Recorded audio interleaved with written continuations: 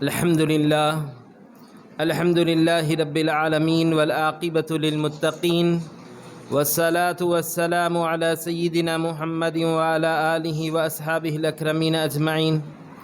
عزیز طلباء و طالبات، آج ہم جھوٹ کے بارے میں معلوم کریں گے کہ انسان سے جو جھوٹ زبان سے ادا ہوتا ہے اس کا کیا اثر ہوتا ہے اور اس کو دنیا میں کس نظر سے دیکھا جاتا ہے۔ ایک تو جھوٹ کسے کہتے ہیں یہ معلوم ہونا ہے، اس کے بعد میں جھوٹ بولنے کی ضرورت کیوں پڑتی ہے یہ بھی معلوم ہونا ہے، پھر اس کا نتیجہ کیا ہوتا ہے یہ بھی معلوم ہونا ہے۔ لہٰذا جھوٹ کہتے ہیں خلاف واقع بات کرنا، جو واقعہ ہوا ہے اس کے خلاف بولنا، جو واقعہ ہوا ہے اس کے خلاف بولنا یہ جھوٹ کہلاتا ہے۔ اس کے علاوہ جھوٹ کے معنی یہ بھی بتلائے ہیں کہ حقیقت کے ساتھ جو چیز ہوئی ہے اس کے ساتھ مزید باتوں کو جو نہیں ہوئی ان چیزوں کو لگا کے کہنا یہ بھی جھوٹ کہلاتا ہے۔ حقیقت کے ساتھ نہ ہونے والی چیزوں کو لگا کر کہنا یہ بھی جھوٹ کہلاتا ہے۔ اور اس کے علاوہ تیسری بات جھوٹ جو کہا جاتا ہے وہ آپ کے دل میں ایک بات ہے اور زبان پہ ایک بات کہہ رہے ہیں جو نہیں کرنے والی ہے تو یہ بھی جھوٹ کہلاتا ہے۔ تو تین قسم سے اس کی تعریف کرتے ہوئے بتلائے ہیں کہ ایک تو خلاف واقعہ بات کرنا، جو چیز نہیں ہوئی اس کے خلاف بولنا، دوسرا یہ کہ حقیقت کو چھپا کر یا حقیقت کے ساتھ مزید ایسی باتیں کرنا جو نہیں ہوئی ہے، تیسرا یہ کہ آپ کے دل میں جو بات نہیں ہے وہ بات کو کرنا یہ جھوٹ کہلاتا ہے۔ لہٰذا جھوٹ کہنا اخلاقی طور پر بھی برا ہے اور ہر مذہب میں اس کو برا ہی سمجھا گیا ہے، کبھی بھی اچھا اس کو نہیں سمجھا گیا ہے، کیونکہ یہ دھوکہ دہی کا ایک یہاں سے بنیاد رکھی جاتی ہے جھوٹ کے ذریعے سے دھوکہ دہی کے۔ اس لیے جھوٹ فساد برپا کرتا ہے، جھوٹ اختلاف کو بڑھاتا ہے، جھوٹ سے برائی پھیلتی جاتی ہے، یہ تمام اس کے نتیجے ہیں۔ اختلاف برپا کرتا، فساد برپا کرتا اور جھوٹ سے برائی پھیلتی جاتی ہے، اور جھوٹ بولنے والا جب اس کا عادی ہو جائے تو وہ آدمی اپنے اسٹیٹس سے گر جاتا ہے، اپنے منزل سے، اپنے درجے سے گر جاتا ہے، نیچ شمار کیا جاتا ہے۔ جھوٹ بولنے والے کی بات کا اعتبار بھی نہیں کیا جاتا۔ اس طریقے سے اس کے نقصانات بھی ہوں گے، فساد، دھوکہ دہی، اور اس کا درجہ گر جاتا ہے اور وہ اپنے درجے سے نیچے اتر جاتا ہے۔ انسانیت کے درجے میں یہ بات شامل حال ہے کہ آدمی قابل اعتبار ہو، بات کرے تو ایسی بات کرے جو معتبر ہو، جھوٹے کی بات کا اعتبار نہیں کیا جاتا ہے، اس لیے یہ جھوٹا اپنی بات میں اپنے اعتبار سے نیچا شمار کیا جاتا ہے۔ تو جھوٹ بولنے کے یہ نقصانات بھی ہوں گے، اور جھوٹ بولنے سے لوگ ایک دوسرے کو دھوکہ دیتے ہیں، ان کے اعتماد کو، ان کے بھروسے کو خراب کرتے ہیں، ان کے مال کو کھا جاتے ہیں، اور ان کے درمیان ایک دوسرے کو فساد کرنے کے لیے اکساتے رہتے ہیں۔ یہ تمام اس کے نتیجے ہوتے ہیں۔ لہٰذا جھوٹ جہاں پر یہ سب قسمیں رکھتا ہے، اللہ تبارک و تعالیٰ فرماتا ہے وَمَنْ أَظْلَمُ مِمَّنْ كَذَبَ عَلَى اللَّهِ، کہ اس سے بڑھ کر ظالم کون ہے جو اللہ تبارک و تعالیٰ پر جھوٹ باندھے۔ اللہ تعالیٰ پر جھوٹ باندھنا کیا ہے؟ ایک چیز اللہ تعالیٰ نے نہیں فرمائی اس کو اللہ تعالیٰ کی طرف منسوب کیا اور کہتا ہے کہ اللہ تعالیٰ نے یہ فرمایا ہے، یہ کہا ہے، تو یہ تمام جھوٹ ہے۔ اسی طریقے سے جھوٹ کا ایک نتیجہ یہ ہوا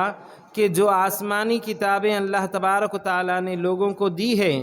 اس میں تحریف کرتے ہوئے، بدلتے ہوئے، ایک آیت کی جگہ دوسری آیت، یا ان کو جو ضرورت تھی اس چیز کو قرآنی آیت کے طور پر شامل کر دیا گیا ہے، یا آسمانی کتابوں میں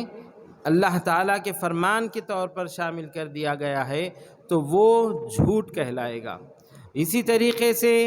جو طریقے حضور اکرم صلی اللہ علیہ وسلم سے قرآن پڑھنے کا منقول ہے، اس کے الفاظ کو اگر کوئی بغیر روایت کے نقل کرے اور اس میں اضافہ کر دے تو وہ بھی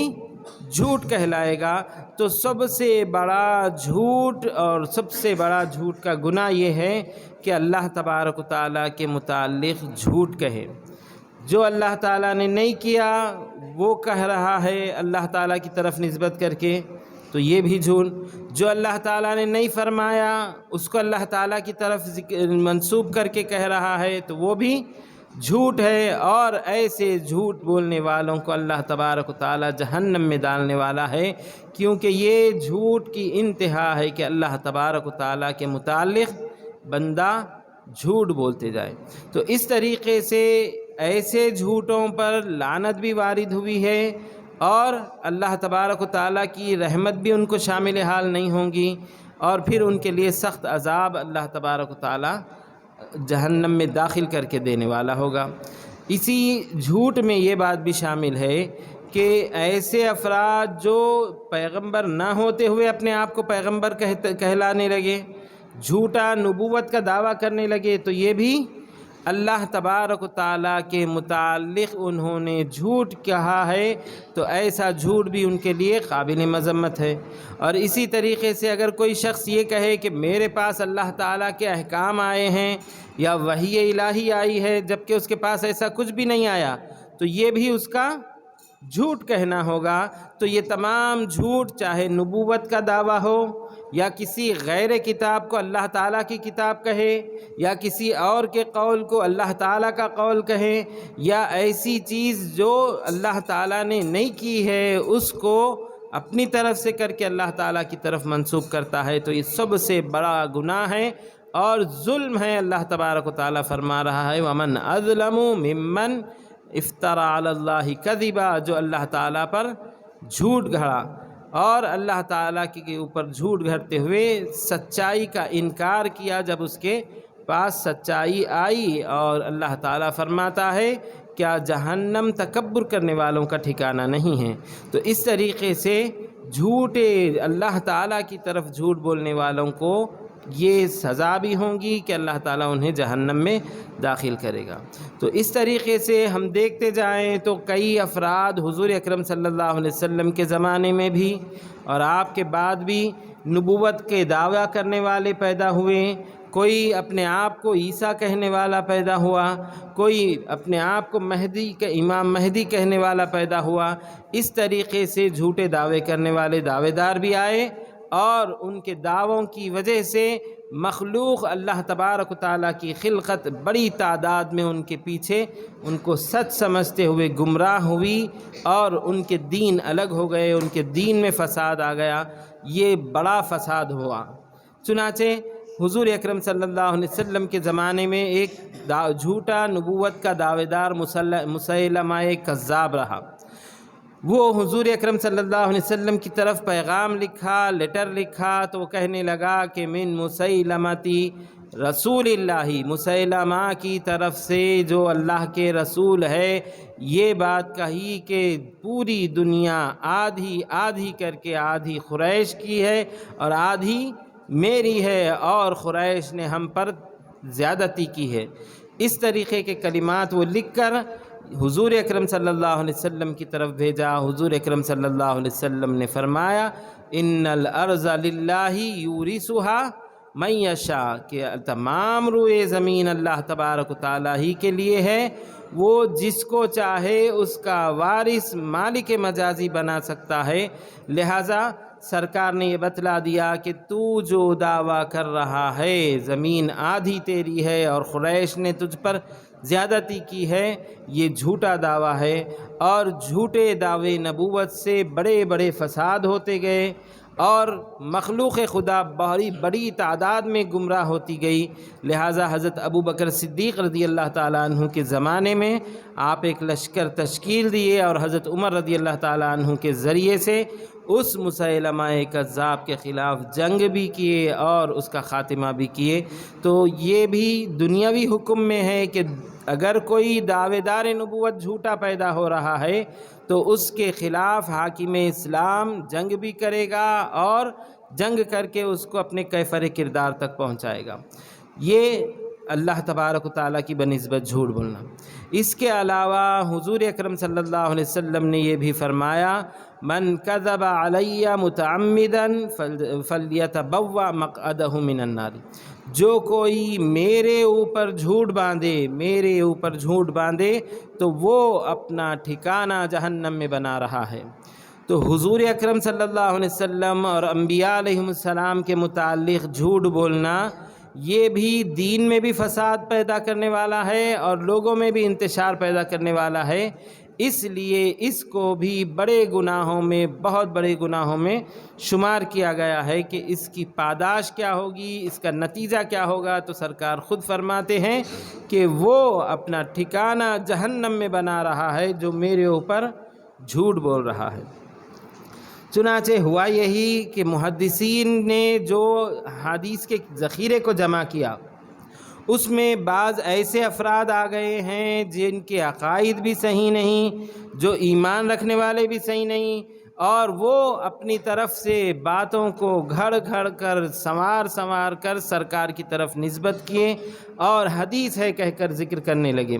تو اس طریقے سے جھوٹے احادیث کا ایک ذخیرہ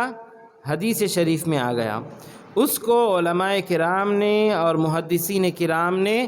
تنقیح کی اور اس کی سند پر بحث کیے کہ انہوں کہاں سے سنے، ان کو کس نے بتلایا، ان کے پاس یہ بات کہاں سے آئی، یہ فلاں زمانے میں ان سے ملے تھے نہیں ملے تھے۔ پوری تحقیق کر کے علماء کرام نے، محدثین نے خاص طور پر ایسے احادیث جو موضوع ہیں، جھوٹ گھڑی ہوئی حدیث کو موضوع کہا جاتا ہے، موضوع حدیث کے ذخیرے کو علیحدہ کرے اور بتلائے کہ حضور اکرم صلی اللہ علیہ وسلم کی بنسبت ان امور کو، ان باتوں کو جھوٹ گھڑا گیا ہے۔ لہٰذا اس کی بھی تنقیح کر کے علماء کرام نے الگ الگ کتابیں جھوٹے احادیث کی جمع کر کے بتلائے کہ اس کا کوئی اعتبار نہیں ہے، یہ سرکار کی حدیث نہیں ہے، اس کو پھیلانا بھی نہیں ہے اور اس سے خبردار رہنا ہے کہ یہ سرکار کی احادیث نہیں ہیں۔ اس لیے محدثین نے جرح و تنقیح کرتے ہوئے حدیث کے لینے میں احتیاط کو برتا، تو اس طریقے سے ایک دین کی حفاظت بھی ہوئی اور جھوٹ سے بچانے کا ذریعہ بھی ہوا۔ تو سرکار دو عالم صلی اللہ علیہ وسلم کی بنسبت آپ کا نام لے کے سرکار نے ایسا فرمایا ہے، جھوٹی بات کہنا یہ بھی بڑے گناہوں میں سے ہے، کبیرہ گناہوں میں سے ہے۔ تو یہ بھی ایک جھوٹ بولنے کی قسم ہوئی۔ اس کے ساتھ ساتھ گناہ کبیرہ میں جو جھوٹ بولنے کی قسم آتی ہے، اس کے متعلق حضور اکرم صلی اللہ علیہ وسلم نے فرمایا، الا و شہادت الزور، کہ تم جھوٹی گواہی دینے سے بچو۔ و شہادت الزور، و شہادت الزور 3 مرتبہ یا اس سے زیادہ مرتبہ آپ صلی اللہ علیہ وسلم نے فرمایا کہ جھوٹی گواہی دینے سے بچو۔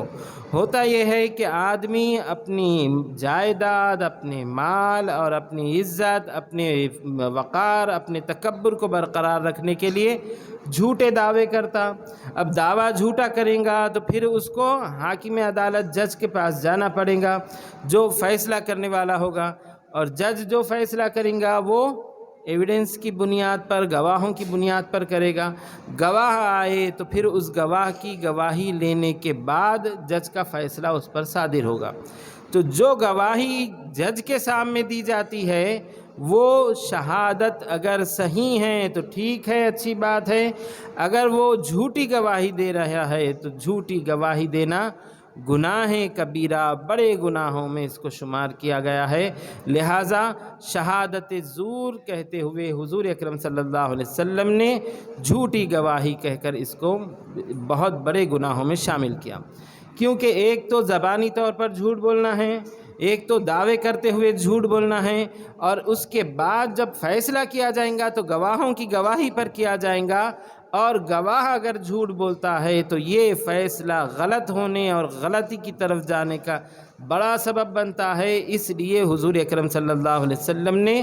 اس کو بڑے گناہوں میں شمار کیا کہ شہادت زور گناہ کبیرہ میں سے ہے، جھوٹی گواہی دینا بڑے گناہوں میں سے، کبیرہ گناہوں میں سے ہے۔ تو اس طریقے سے یہ بھی بتلایا گیا کہ ایسی گواہی دینے والوں کی فرض نمازیں اور نفل نمازیں بھی قابل قبول نہ ہوں گی جب تک کہ وہ توبہ نہ کرے، لہٰذا یہ شہادت زور جھوٹی گواہی دینے کا ایک رہا۔ اس کے علاوہ یہ بھی بتلایا گیا کہ حاکم بھی جو حکومت چلا رہا ہے وہ بھی جھوٹ کہہ سکتا ہے اپنی رعایا کو، اپنے رعایا کو، اپنے ملک میں پائے جانے والی عوام کو دھوکہ دینے کے لیے اور ان کو اپنے اعتماد میں، ان کو اپنے بھروسے میں لینے کے لیے جھوٹے وعدے کر سکتا ہے۔ تو اس کا ایسا وعدہ کرنا جو پورا نہیں کرنے والا ہے، ایسا وعدہ کرنا بھی جھوٹ میں شمار کیا جاتا ہے، اور یہ ایسا وعدہ جو نہیں کرنے والا ہے، ایسے وعدے کو کرنا بھی جھوٹ، جو کہ جھوٹ کی تعریف میں ظاہر جو ہے اپنے اندر جو چھپا رکھا ہے اس کے خلاف بات کر رہا ہے، لہٰذا یہ بھی جھوٹ میں شمار کیا جائے گا، اور اس کا بھی گناہ ہوگا اور عذاب ہوگا، اور حاکم کے لیے بھی یہ عذاب ثابت ہونے والا ہوگا۔ اسی طریقے سے جھوٹ کے درجوں میں یہ بھی فرمایا گیا ہے حضور اکرم صلی اللہ علیہ وسلم نے کہ جو کوئی خرید و فروخت کرنے والے، کاروبار کرنے والے ہیں، ان میں اگر جھوٹ بولنے والا ہے تو اس کے رزق میں برکت نہیں ہوں گی، اس کے کاروبار میں برکت نہیں ہوں گی، یہ بھی حضور اکرم صلی اللہ علیہ وسلم نے بتلایا ہے۔ کاروبار میں جھوٹ بولنے کی کیا وجہ ہوں گی؟ ایک تو مال کمانا، دوسرا سامنے والے کو دھوکہ دہی دینا کہ جو عیب ہے مال میں اس کو چھپا کے بیچ دینا۔ یہ بیچنے والے کو معلوم ہے کہ یہ بیچنے والی چیز میں فلاں عیب ہے، وہ کہتا ہے کہ نہیں یہ صاف ہے، بغیر عیب کی ہے، اس میں کوئی خرابی نہیں ہے، ایسا کہنا اس کا یہ بھی جھوٹ۔ اور دوسرا یہ کہ وہ ایسی باتیں کرتا ہے کہ اپنے مال کو زیادہ پیسے لینے کے لیے کہ میں خود اس کو اتنے میں خریدا ہوں، یا مجھ کو یہ اتنے میں پڑی، یہ سب کہہ کر وہ جھوٹ کے دروازے اگر کھولتا ہے تو جھوٹے تاجر کے لیے اس کی تجارت میں برکت نہیں رکھی جائے گی، اس کی تجارت میں برکت نہیں دی جائے گی۔ اس طریقے سے تجارت کرنے کے اصول میں بھی حضور اکرم صلی اللہ علیہ وسلم نے جھوٹ بولنے کی مذمت کی ہے، اور اس کا نتیجہ یہ بتایا گیا کہ اس کے کاروبار میں کوئی خیر و برکت نہیں ہوگی۔ اسی طریقے سے حضور اکرم صلی اللہ علیہ وسلم نے یہ بھی فرمایا ہے کہ جو بندہ اپنی آنکھ کو وہ دکھائے جو اس نے نہیں دیکھا تو وہ بھی اللہ تبارک و تعالیٰ کے پاس جھوٹ گھڑنے والا اور بڑی زیادتی کے ساتھ جھوٹ گھڑنے والا ہوگا۔ تو اس میں اس حدیث کے معنی یہ بتلائے گئے ہیں کہ جو خواب بندہ دیکھتا ہے تو اس خواب کے خلاف خواب بیان کر رہا ہے، تو جھوٹے خواب اپنی طرف سے بیان کرنا، بنا کر پیش کرنا، یہ بھی ایک ایسی چیز ہے جس کو جھوٹ میں شامل کیا گیا ہے، جبکہ اس کے خواب پر کوئی اثر مرتب نہیں ہوتا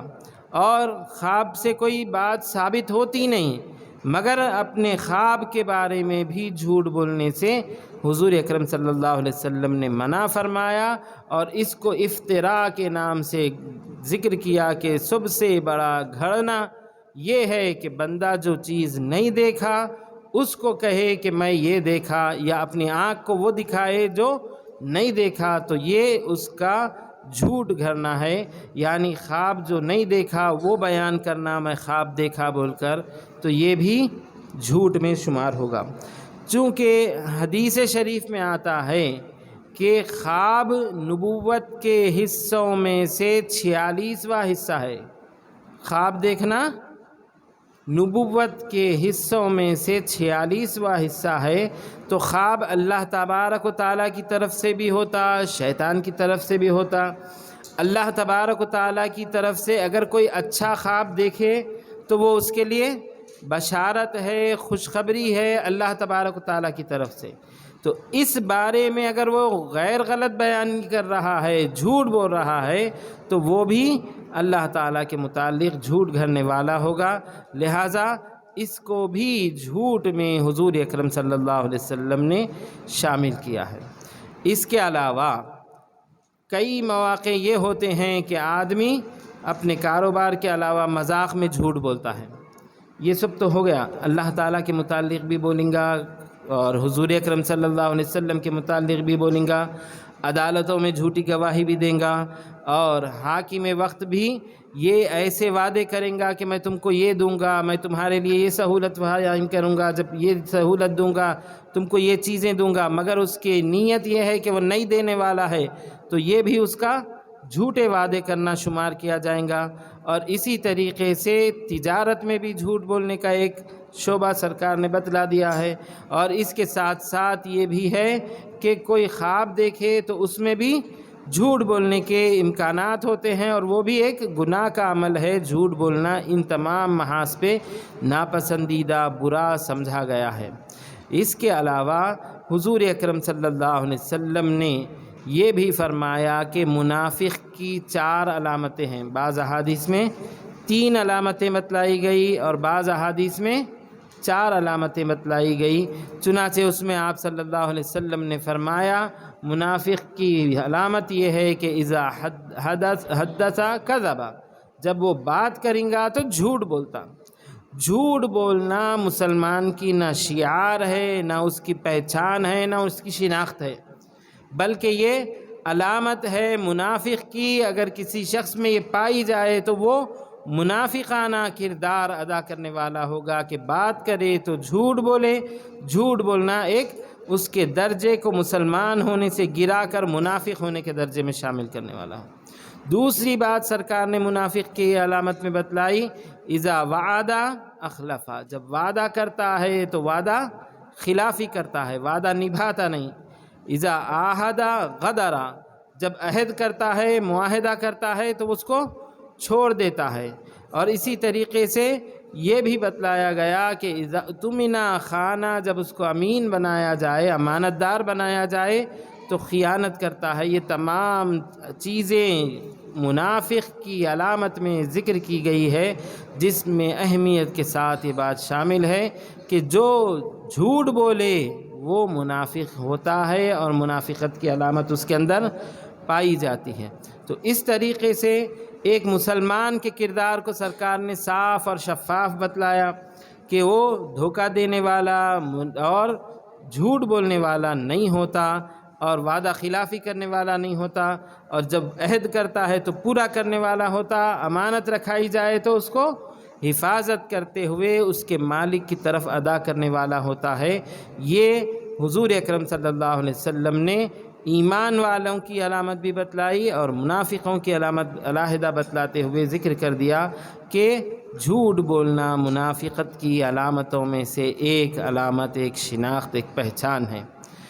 اس کے ساتھ ساتھ ہم دیکھتے جائیں تو مزید جھوٹ بولنے کے بارے میں اخلاقی طور پر بھی یہ فساد برپا کرتا ہے۔ ایک بندہ جھوٹ بولنا شروع کرتا ہے تو وہ اب اپنے اندر ایک چوری کر رہا ہے، اس کے ساتھ ساتھ برائی کی طرف جا رہا ہے، اپنی زبان سے برائی کر رہا ہے، اور اس کا کردار بھی صاف شفاف نہیں ہوتا، اس لیے اس کے کردار پر بھی یہ حرف سوال کھڑا کرنے والی بات ہوں گی۔ اسی طریقے سے سائیکالوجسٹ حضرات جو ذہنی معلومات فراہم کرتے ہیں، وہ کہتے ہیں کہ ایک بچہ جہاں وہ بچپن کی حیثیت میں ہے، 4.5 سال کا ہو جائے تو وہ جھوٹ بولنے کی طرف آمادہ ہو سکتا ہے۔ کتنے سال کا؟ 4.5 سال کا بچہ اپنی اس عمر میں آ جاتا ہے تو وہ جھوٹ بولنے کے صلاحیت رکھتا ہے، اور جھوٹ بولنے کی ملمہ سازی کو اور ایسے کلام کو سنوارنے کو سیکھتا ہے۔ چونکہ اب بچوں میں عمومی طور پر یہ دیکھا جاتا ہے کہ 2 جنے لڑ لیے، یا کسی کی کوئی چیز کو تلف کر دیا، یا کسی کا ٹفن کھا گیا، یا کوئی چیز چرا لیا، اب اس سے پوچھا جائے تو صاف جھوٹ، میں یہ نہیں کیا۔ یہ جھوٹ بولنے کی عادت کب سے پڑ رہی ہے چھوٹے بچوں کو؟ 4.5 سال کی عمر سے۔ اس کے بعد میں اب انہوں اپنے باتوں میں ایک دوسرے کو ماریں گے، جھوٹ بولیں گے، یا کسی کی کوئی چیز کو تلف کریں گے، جھوٹ بولیں گے، یا کسی کو نقصان پہنچائیں گے، جھوٹ بولیں گے۔ اب یہ 4.5 سال کی عمر سے بچہ جھوٹ بولنا سیکھ سکتا ہے، اور فطری طور پر یہ بچے کے اندر ایسی چیزیں پائی جاتی۔ اب وہ ماں باپ کو پہلے جھوٹ بولنے والا، پھر اپنے استاذ ٹیچر کو جھوٹ بولنے والا، پھر اپنے بھائیوں کو اپنے ماحول کے اندر جھوٹ بولنے والا ہو جاتا ہے، حتیٰ کہ ایک بچہ بڑا ہوتا ہے، اب اس سے یہ کام کرے، لکھ کے لائے، جھوٹ بول دیتا۔ پھر اس کے بعد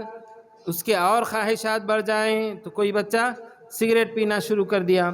اب اس کو پوچھے تم سگریٹ پیے؟ نہیں پیے، جھوٹ بولتا۔ اس کو پوچھے تم چوری کیے؟ نہیں کیے، جھوٹ بولتا۔ اس طریقے سے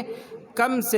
عمر 4.5 سال کی اس طرف ذہن کی لے جاتی ہے کہ بچہ اچھائی اور برائی کے درمیان سمجھ رکھتا، مگر اتنی سمجھ نہیں رکھتا، صرف اپنے آپ کو ایک اچھا بتلانے کے لیے جھوٹ بولتا جاتا، اپنے آپ کو کسی قصور سے علیحدہ کرنے کے لیے جھوٹ بولتا ہے، تو یہ اس کا جھوٹ بولنے کی آغاز کی عمر ہوں گی۔ لیکن یہ بات اچھی طریقے سے جان لینا چاہیے کہ جھوٹ انسان کو ذلیل کر دیتا ہے۔ حضور اکرم صلی اللہ علیہ وسلم نے فرمایا بلاء الانسان من اللسان، آدمی کی بلا، اس کی آزمائش اس کی زبان سے ہے، لہٰذا جھوٹ بولنے والا جب پکڑا جائے تو کیا ہوگا؟ چھوٹی عمر میں اس کو ڈانٹ ڈپٹ ہوں گی، اور اس کو مارا جائے گا، اس کی تربیت کی جائے گی، اس کو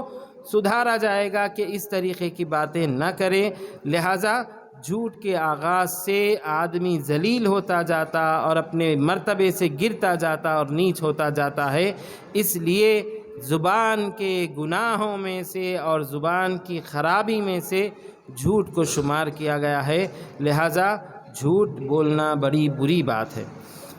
حضرت عیسیٰ علیہ السلام کے متعلق بیان کیا جاتا ہے کہ آپ نے کہا جو بندہ جھوٹ بولتا ہے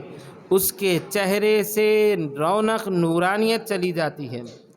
اور وہ بد اخلاقوں میں شمار کیا جاتا ہے، اور اس کی زندگی گزارنے کا طریقہ ٹیڑھا ہو جاتا ہے۔ یہ 3 عیب اس میں پائے جاتے ہیں۔ جھوٹ بولنے والے کے چہرے سے نورانیت، اس کی رونق چلی جاتی ہے۔ دوسرا، وہ بد اخلاق ہو جاتا ہے، اس کے اخلاق خراب ہو جاتے ہیں۔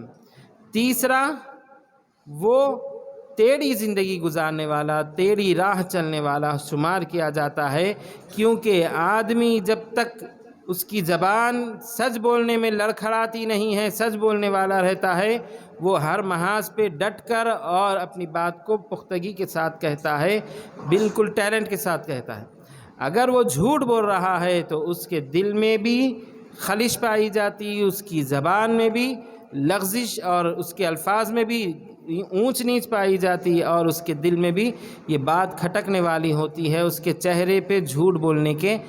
آثار نمایاں ہوتے دکھائی دیتے ہیں۔ تو اس طریقے سے جھوٹ بولنے کے یہ 3 نقصانات عام طور پر اس دنیا میں اور اس مقام پر اس کو حاصل ہونے والے ہوں گے کہ ایک تو اس کا چہرہ بے نور بے رونق ہو جائے گا، دوسرا وہ جھوٹ پکڑا جائے یا وہ خود اپنے اندر اس کو محسوس کرے تو بد اخلاقوں میں تو اس کا شمار ہونا ہی ہے، بد اخلاق شمار کیا جائے گا۔ پھر تیسرا یہ کہ وہ کج روی ٹیڑھی راہ چلنے والا ہوں گا۔ اب اس کے بعد حضور اکرم صلی اللہ علیہ وسلم ایک حدیث شریف میں ارشاد فرماتے ہیں کہ بندہ سچ بولتا جاتا ہے اور سچ کے بارے میں سوچتا جاتا ہے، یہاں تک کہ وہ سچ بولنے کی وجہ سے اللہ تبارک و تعالیٰ کے پاس صدیقوں میں لکھا جاتا ہے، صدیق خوب سچ بولنے والا، خوب سچ بولنے والا صدیق ان بندوں میں اس بندے کا شمار ہوتا ہے۔ کب؟ جب وہ اپنی زبان سے راست گو، سچ بولنے والا اور سچائی کو نبھانے والا ہوں۔ اور اسی طریقے سے سرکار فرماتے ہیں کہ بندہ جھوٹ بولتا جاتا ہے اور جھوٹ کو سجا سما کر سوچ کر بولنا پڑتا ہے۔ سچ بولنے میں آدمی کو سوچنے کی ضرورت نہیں ہے، کیا ہوا کھٹ کھٹ جو ہوا ہے بول دیتا، مگر جھوٹ بول رہا ہے تو پہلے اس کو ذہن لے جانا پڑے گا اور ذہن میں ایک پروگرام بنانا پڑے گا اور اس میں یہ لے کے آنا پڑے گا کہ میں ایسا ہوا ہے اور ایسا ایسا بولوں گا۔ چنانچہ اس میں اس کی زبان بھی لڑکھڑاتی ہے اور اس کا دماغ بھی فساد کی طرف جاتا ہے، اس کی فکر میں بھی فساد ابھر کے آتی ہے۔ تو اللہ تعالی حضور اکرم صلی اللہ علیہ وسلم فرما رہے ہیں کہ بندہ جھوٹ بولتا جاتا ہے اور اس قدر جھوٹ بولتا ہے کہ وہ جھوٹوں میں شمار کیا جاتا ہے، اللہ تبارک و تعالیٰ کے پاس وہ کذاب جھوٹا شمار کیا جاتا ہے۔ کذاب خوب جھوٹ بولنے والے کو کہتے ہیں۔ جب بندہ اس طریقے سے اپنی شناخت بنا لے کہ وہ خوب جھوٹ بول رہا ہے اور جھوٹ بولنے کا عادی ہو گیا ہے تو اس کے لیے یہ نام کذاب رکھا جائے گا اور اس کا اعتبار، اس کی بات کا اعتبار نہیں کیا جائے گا، جھوٹوں کی بات کا اعتبار نہیں کیا جاتا۔ اس طریقے سے حضور اکرم صلی اللہ علیہ وسلم نے سچ بولنے کے فائدے بھی بتلائے اور جھوٹ بولنے کا مرتبہ بھی بتلایا کہ اللہ تبارک و تعالیٰ کے پاس جھوٹ بولنے والا کذاب، جھوٹ کہنے والا، خوب جھوٹ کہنے والا اس میں شمار کیا جاتا ہے۔ لہٰذا یہ انسانیت کے لیے بھی داغدار کرنے والا کردار ہے، اچھا کردار نہیں ہے۔ سب سے پہلے بچوں کو یہ بات لازم ضروری رکھ لینی چاہیے کہ ہم اپنے ماں باپ سے سچ کہیں، اپنے استاد سے سچ کہیں اور اپنے ماحول میں سچ کہیں۔ اور ہوتا یہ ہے کہ مذاق کرنے والے بھی جھوٹ کہنا شروع کر دیتے ہیں اور جھوٹ کا ملمہ پیش کرتے ہیں، بنا بنا کر باتیں پیش کیے اور پھر آخری نتیجہ کیا ہوا؟ میں مذاق کیا تھا۔ تو مذاق میں زیادہ سے زیادہ بغیر سوچے سمجھے جھوٹ بولا جاتا ہے اور جھوٹ بولنے کو وہ اپنے لیے حلال سمجھتا ہے، ہرگز یہ چیز اس کے لیے حلال نہیں ہے۔ مذاق بھی ایسا نہ کیا جائے کہ جس میں جھوٹ بولنے کی ضرورت پڑے، لہٰذا اس قسم کا مذاق بھی مضرت رساں ہیں، ضرر رساں ہیں اور گناہ کا بھی باعث ہے۔ لہٰذا ایک بات تو طے ہے کہ بچے جب تک نابالغ ہیں وہ اللہ تعالیٰ کے احکام کے مکلف نہیں ہیں، مگر فطرت یہ ہے کہ 4.5 سال کی عمر کے بعد سے ان کو جھوٹ بولنے کی فکر پیدا ہو جاتی ہے اور جھوٹ بولنا شروع کرتے ہیں۔ تو اس میں اپنے آپ کو صاف کردار رکھنا اور کھری بغیر بنائے ہوئے کے سچ بات کہنا یہ مسلمان کا کردار ہے، اور مذاق میں بھی جھوٹ نہ کہا جائے یہ مسلمان کا کردار ہے۔ جھوٹ بولنے کے لیے مذاق ایسا کر رہے ہیں کہ اس میں جھوٹ بولتا جائے تو یہ گناہ کا دروازہ کھل رہا ہے، اور ایسا گناہ کا دروازہ نہیں کھولنا ہے جو اپنے آپ کو کردار کو داغدار کر دے اور اپنے اسٹیٹس کو گرا دے کہ آپ کی قدر و منزلت لوگوں کے درمیان گر جائے۔ اسی طریقے سے روایتوں میں آتا ہے کہ ایک صاحب حضور اکرم صلی اللہ علیہ وسلم کی بارگاہ میں آئے، آ کر وہ کہنے لگے کہ حضور اکرم صلی اللہ علیہ وسلم میں برائی کے اعمال کرنے کا عادی ہوں، برے کام کرنے کا عادی ہوں، مجھ کو اس کی اجازت دیجیے اور میں اسلام لاتا ہوں۔ تو حضور اکرم صلی اللہ علیہ وسلم نے ان کو ایک شرط پر چھوڑا کہ تم جھوٹ نہیں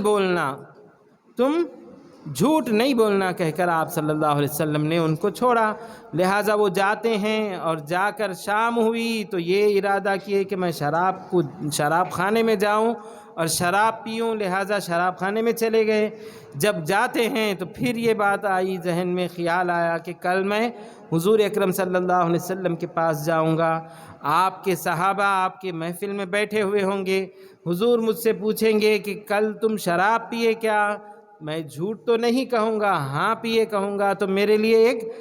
فضیحت رسوائی کا سبب ہوگا جو ذلیل خوار کرنے کا عمل ہے، لہٰذا میں شراب نہیں پیوں گا۔ اس ارادے سے وہ شراب پینا چھوڑ دیے۔ پھر اس کے بعد چوری کرنے کا ارادہ کیے اور پھر یہی خیال آیا کہ کل میں سرکار کے پاس جاؤں گا اور سرکار صحابہ کے درمیان بیٹھے ہوئے تشریف فرما ہوں گے اور مجھ سے کل کیا کیے پوچھیں گے، تو میں جھوٹ تو نہیں کر سکتا، چوری کرے کہوں گا تو یہ میرے لیے رسوائی اور ذلیل کرنے کا عمل ہوگا، لہٰذا چوری سے بھی باز رہے۔ اس طریقے سے وہ اپنے تمام کردار کو سدھارنے میں صرف ایک شرط جو سرکار نے بتلائی تھی، جھوٹ نہیں بولنا، اس بات کو ملحوظ رکھتے ہوئے تمام کردار کو سدھارے اور ہر قسم کی برائی سے رکتے گئے۔ اس لیے جھوٹ کو یہ کہا گیا ہے کہ تمام برائیوں کی جڑ جھوٹ ہے۔ جھوٹ بولنا سیکھ گئے تو پورے برائیوں کی جڑ آ گئی۔ اب عادی ہو گیا شخص جھوٹ بولنے کا تو اس قدر جھوٹ بولتا ہے کہ اس کو نہ زبان لڑکھڑاتی، نہ اس کے ذہن میں، نہ اس کی صورت میں کوئی پیچیدگی، اور اس کی چہرے پر کوئی ایسے آثار بھی نہیں ہوتے کہ وہ ڈر رہا ہو۔ تو نڈر ہو کر جھوٹ بولنا یہ جھوٹے ہونے کی علامت ہے، اور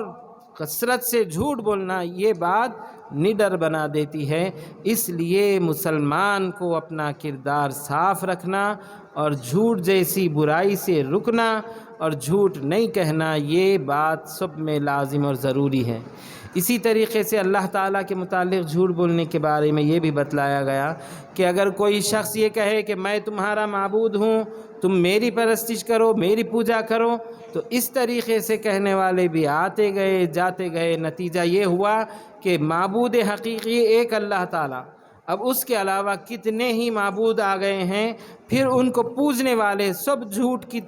تابعداری کر رہے ہیں، جھوٹ کے پیچھے جا رہے ہیں۔ تو جھوٹ کا یہ نتیجہ بھی ہے کہ دنیا میں فساد برپا ہوتا ہے، اور آخرت میں اللہ تبارک و تعالیٰ ان کے لیے سخت سے سخت عذاب بھی دینے والا ہوگا۔ اور قرآن کریم میں آ گیا ہے ثم نبتہل فنجعل لعنت اللہ علی الکاذبین، کہ جھوٹ بولنے والوں کے اوپر ہم اللہ تبارک و تعالیٰ کی لعنت کو باندھتے ہیں۔ مطلب یہی ہے کہ جو بندہ جھوٹ کہے گا دنیا میں وہ ملعون، دھتکارا ہوا، اللہ تعالیٰ کی رحمت سے دور، خدا کی برکت سے دور، اس کی نورانیت سے دور، اس کے چہرے پر نہ رونق رہے گی، نہ اس کے چہرے پر خوشحالی کے آثار رہیں گے، نہ اس کے رزق میں برکت دی جائیں گی، اور نہ ہی اس کے پاس رحمت الہی کا نزول ہوگا۔ لہٰذا جھوٹ بولنے کے یہ نتائج دنیا میں بھی حاصل ہوں گے اور آخرت میں بھی اس کے برے سے برے نتائج ہے۔ لہٰذا ہم اپنی بات کو اسی پر اکتفا کرتے ہیں، اللہ تعالیٰ سے دعا کرتے ہیں کہ اللہ تعالیٰ ہم تمام کو ہر محاذ میں، ہر موقع پر سچ بولنے اور سچ بات کہنے کی توفیق عطا فرمائے، جھوٹ سے ہماری حفاظت فرمائے۔ وصلی اللہ تعالیٰ وسلم علی خیر خلقہ سیدنا محمد وعلی آلہ واصحابہ اجمعین، والحمد للہ رب العالمین۔